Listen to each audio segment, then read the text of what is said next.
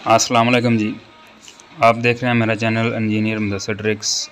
और मेरे चैनल पे आज जो वीडियो देख रहे हैं आप वो होगी प्लिंथ बीम के मतलब, जो हमारा प्लिंथ बीम होता है उससे मतलब आज मुकम्मल वीडियो है, तस्वीरों और वीडियोस के साथ आपको एक्सप्लेन किया जाएगा कि प्लिंथ बीम क्या होता है, उसको किस तरह हम तैयार करते हैं, उसके मुकम्मल डिज़ाइन के बारे में, उसकी एप्लीकेशन के बारे में। Application of plinth beam topic हमारा यही है, प्लिंथ बीम और एप्लीकेशन ऑफ प्लिंथ बीम।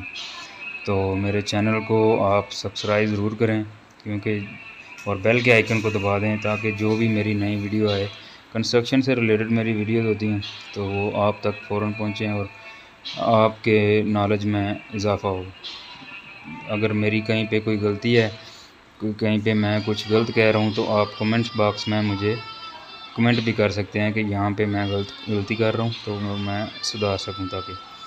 तो चलते हैं, आएँ अगले आज के टॉपिक की तरफ चलते हैं।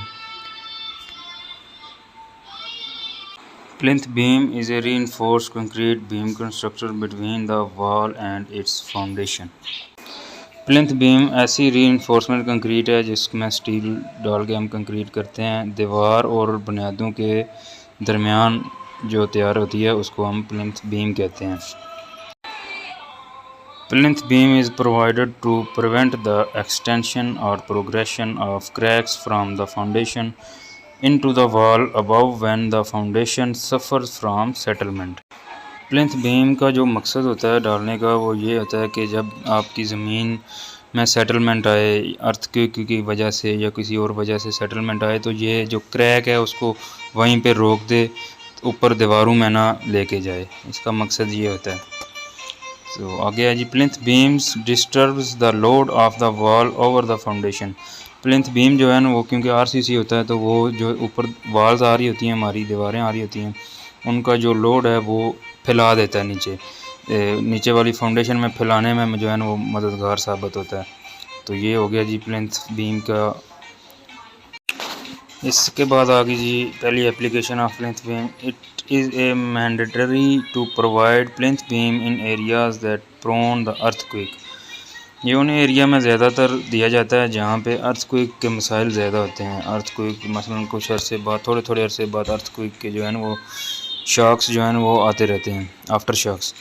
तो ये उन जगहों पे प्रोवाइड किया जाता है ज़्यादातर बिल्डिंग में। Construction of plinth beam above the natural ground in and other application this type of beam. तो नेचुरल जगह से जो है ना वो या तो कुदरती ज़मीन पे दे के ऊपर उसके दीवारें बना दी जाती हैं, या फिर नीचे कुछ कंस्ट्रक्शन करके ब्रिक वर्क लगा के तो उसके ऊपर ये फिर प्लिंथ बीम दिया जाता है, जिसकी साइडों पे शटरिंग वगैरह लगा के, वो भी आगे आपको बताएंगे कि शटरिंग किस तरह लगती है। शटरिंग लगा के तो उसके ऊपर प्लिंथ बीम होता है और उसके ऊपर जो है ना फिर ये ज़्यादातर ये फ्लोर लेवल पे होता है। मसलन जिस लेवल पे हमने फर्श देने होते हैं ये तकरीबन उस लेवल पे होता है हमारा plinth beam.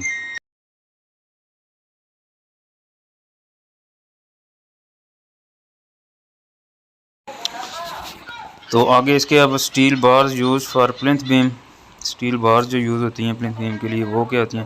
It is recommended to provide 2 bars with minimum diameter of 12 mm 12 mm at the bottom of the beam. Similarly 2 bars with minimum diameter of 10 mm shall be provided at the top of the plinth beam.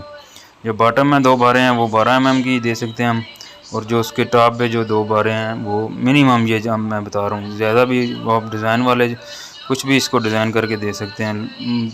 ज़मीन soil test के बाद जो है वो जिस तरह भी steel वाले स्टील डिज़ाइन करेंगे उसके मुताबिक ही हम दे सकते हैं, लेकिन मिनिमम ये 2 बार ऊपर 12 mm की बॉटम में और 2 टॉप पे 10 mm की होनी चाहिए। Reinforcement bar should be protected by 25 mm concrete cover. As far as strips and concerned, strip diameter should be at least 6 mm and a spacing of 15 cm should be sufficient. इसका जो है ना वो spacing कम से कम जो है ना 25 mm होनी चाहिए।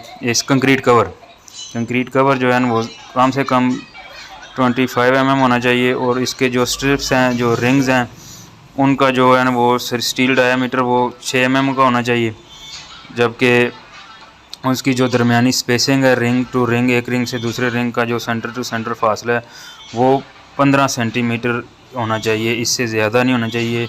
कम कर सकते हैं आप लेकिन ज़्यादा नहीं होना चाहिए। 15 सेंटीमीटर ये मैक्सिमम इसने बताई हुई है। तो ये हो गया जी स्टील आपने इस तरह प्लिंथ बीम का, ज़ाहिर बात है ये रीइंफोर्समेंट है तो स्टील तो ज़ाहिर बात है डलेगा। तो स्टील डालने का जो तरीक़ाकार है वो मैंने आपको ये बता दिया।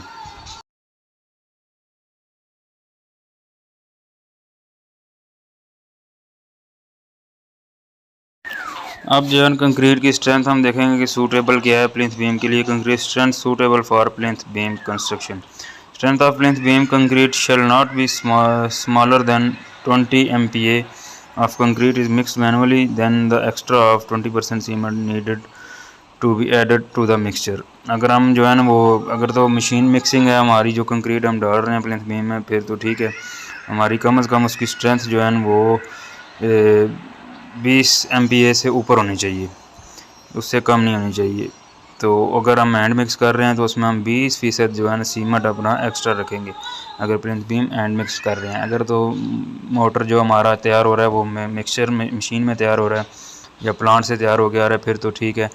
तो अगर नहीं हम उधर साइड पे ही हैंड मिक्स करके लेबर डाल रही है तो उसमें हम 20% सीमेंट एक्स्ट्रा रखेंगे, क्योंकि इसमें सीमेंट जो है प्लिंथ बीम है तो कंक्रीट स्ट्रेंथ इसकी जितनी ज़्यादा होगी, क्योंकि इसके ऊपर सारा लोड आ रहा है अपना, ऊपर जितनी बिल्डिंग बनेगी सारा लोड इसके ऊपर आएगा। अगला स्टेप आ जाता है जी हमारा इसका शटरिंग, क्योंकि स्टील जब हम दीवारों के ऊपर रख देंगे तो फिर उसके बाद शटरिंग लगेगी। शटरिंग का ये है कि हमारी बिल्कुल वाटर टाइट शटरिंग होनी चाहिए। दोनों उसकी जो साइड्स हैं वो उसका टॉप लेवल है जो वो इस तरह नहीं होना चाहिए कि कंक्रीट का लेवल जो हमारा आ रहा है वो शटरिंग उससे डाउन लगी हुई है, ऊपर हो जाए। उसके अंदर जो है लेवल के निशान या डोरी शोरी लगा के हम कर सकते हैं, कंक्रीट हो सकती है, लेकिन इससे कम नहीं होना चाहिए। आगे कंक्रीट हमारी जो हमारा एक लेवल चल रहा है उस लेवल पे हमारा प्लिंथ बीम डले, उस लेवल पे हमारी शटरिंग, और शटरिंग वाटर टाइट होनी चाहिए। और जब हम कंक्रीट प्लेस कर रहे हों बीम में तो हमारा बीम खुलना नहीं चाहिए, इस तरह का उसकी टाइटनेस भी इस तरह की होनी चाहिए।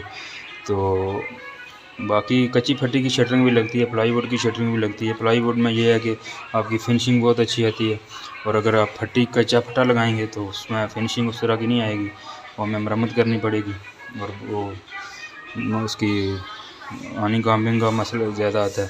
तो जो है ना प्लाईवुड की शटरिंग वो वाटर टाइट होती है, तो कोशिश करनी चाहिए हमें वही करनी चाहिए।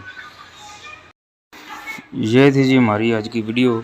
तो इस वीडियो में हमने आपको बताया प्लिंथ बीम के बारे में, प्लिंथ बीम कितना ज़रूरी होता है, और अगर वो डाला जाए तो उसकी एप्लीकेशन क्या है, उसमें जो है ना स्टील की बारें क्या कैसे डालते हैं, उसमें कंक्रीट कैसे करते हैं, कंक्रीट की स्ट्रेंथ क्या होनी चाहिए, और ये सारी चीज़ें। क्योंकि हमारा अगला जो हम स्टेप है ना, जो हमने न्यू प्रोजेक्ट शुरू किया हुआ है मेरा, उसमें अब अगला स्टेप जो है ना वो यही है कि प्लिंथ बीम आ गया, क्योंकि हमने ब्रिक वर्क जो है ना प्लिंथ बीम लेवल तक कर दिया, उसके ऊपर आज हमारी शटरिंग वगैरह लग रही है।